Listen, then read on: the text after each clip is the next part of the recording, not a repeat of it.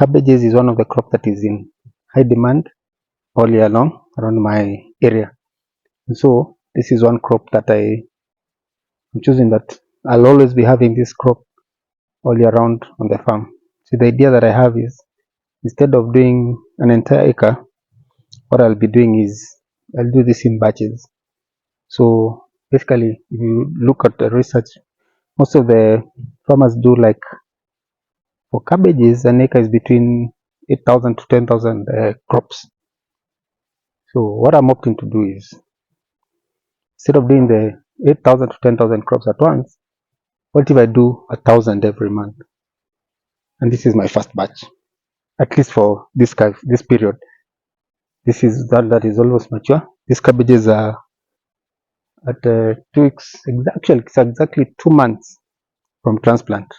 You can see that the head formation has started, and in about 3 to 4 weeks time, these cabbages will be ready for harvest.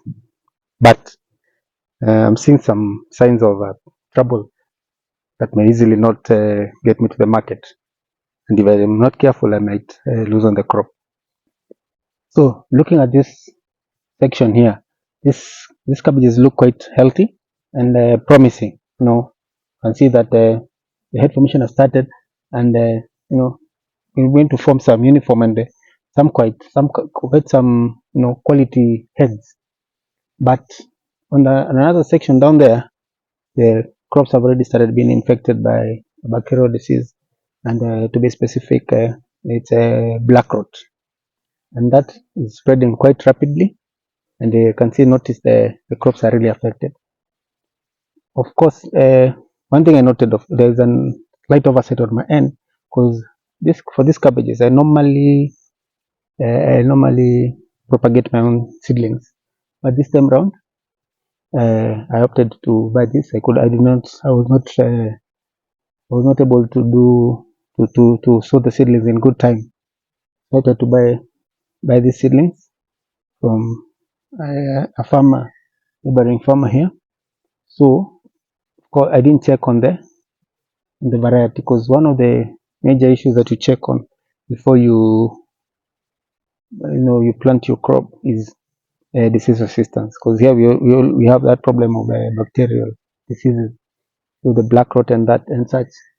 So previously I've been planting varieties that are resistant to the disease, but this particular variety seems not to be doing very well with it. It seems to be really been affected by not doing well in this environment, and it's been affected by the black rot, because you see here we've been experiencing very heavy rains, and at times we have those during the day, get those sunny conditions. So, and the diseases at times they really thrive in these hot and humid conditions. So now, because you get receiving very heavy rains during the night, and during the day we have the hot sun, so these hot and humid conditions are really encouraging the growth of these bacterial diseases. But if you notice on this section, these cabbages look quite healthy, although there are signs of that disease from far. These cabbages look quite healthy, and I'm sure, because it needs about another 3 or so weeks for them to be ready for harvest, this they'll be able to go through, and I'll be able to harvest healthy cabbages. And but on the other section, they seem to be really affected.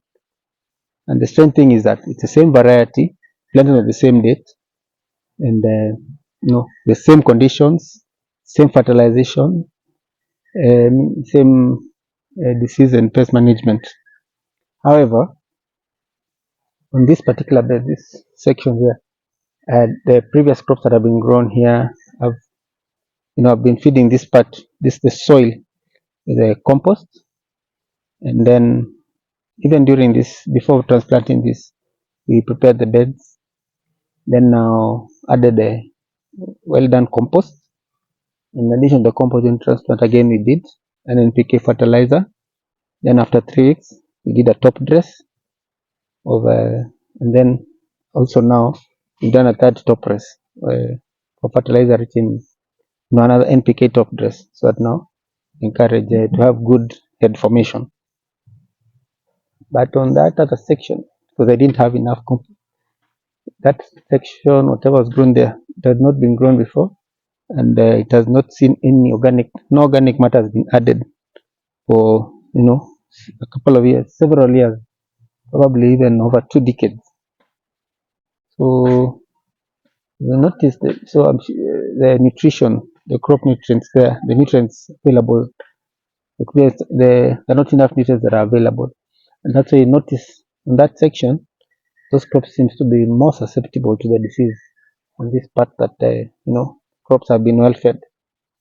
So you see that correlation is at times we spend so much on pesticides and all, but probably all we need is to properly ensure that we repair our soils, because our soils are also these soils have been quite oxidized, by years and years of use of herbicides, the heat, not having cover crops, the soils are filled with herbicides and left bare.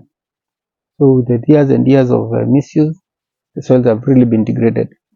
So what I'm working on now is to try and build the soil biology slowly, something that will take quite some time, but I'm seeing that I see some results. As you see the sections that I've been working on, you can notice there is a very huge difference, because this crop look healthy, and on the other end where that has not been done, you can notice that the health looks, the crops are not, they're really being affected by the disease. Same thing applies to insect infestation. A healthy crop with a well balanced nutrition will be there'll be low susceptibility to pests. So if you notice that your crop is being affected by a pest like the aphids, probably there's an issue with the crop nutrition. Even ensuring that the microelements, the nitrogen, the phosphorus, iron, magnesium, the manganese are available for the crop. That will ensure that the crop is able to stand and resist some of these diseases, pests and diseases. So what you do is, if like in my case now, the soil is not able to, there is not enough nutrients in the soil, you can complement that with fertilizers, and in addition to the fertilizers, now I'll be doing frequent foliar sprays. So that now this will boost to feed the plants directly. But now you can boost the nutrients, make sure they are balanced, and with that you will have a healthy crop. It will be less susceptible to the diseases. This is a good example. I've been able at least to see a huge same crop, same variety. You can see the huge difference. This on this section is quite healthy, and the section that had no organic matter, the crop is not doing well. Hopefully, I'll try now to do foliar sprays with the calcium and some of these other seaweed, a biostimulant like seaweed, at least to try and slow down the growth of this disease, the spread of this disease, and hopefully I'll be able to get a good harvest out of this. There'll be no losses after all. So that's more like it. Thank you so much for watching. Till the next one, happy farming.